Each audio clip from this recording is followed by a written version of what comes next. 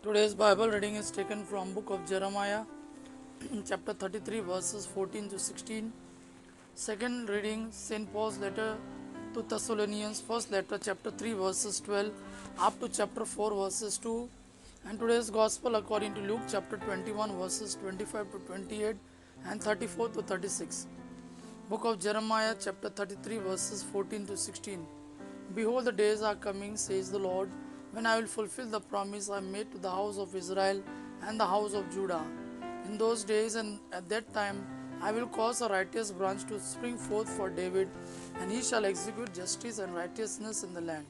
In those days, Judah will be saved, and Jerusalem will dwell securely. And this is the name by which it is called, the Lord is our righteousness.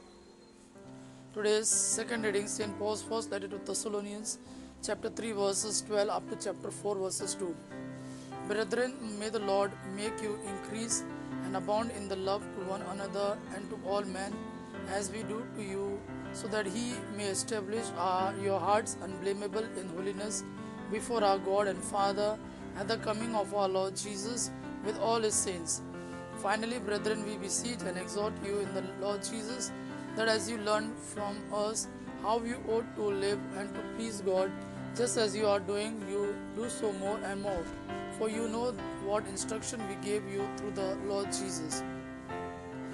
Today's Gospel according to Luke chapter 21, verses 25 up to 28 and 34 to 36.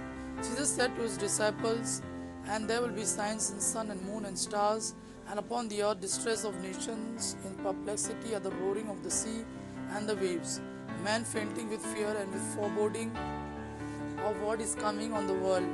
For the powers of heaven will be shaken, and then they will see the Son of Man coming in cloud with power and great glory. Now when these things begin to take place, look up and raise your heads, because your redemption is drawing near. But take heed to yourself, lest your hearts be weighed down with deception and drunkenness and cares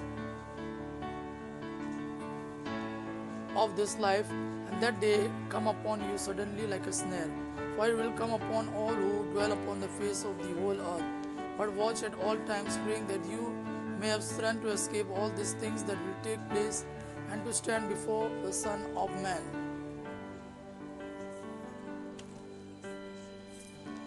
Gospel of our Lord Jesus Christ. Praise the Lord Jesus Christ. May God our Father and His Son Jesus fill you with His mercy, peace and love. Amen.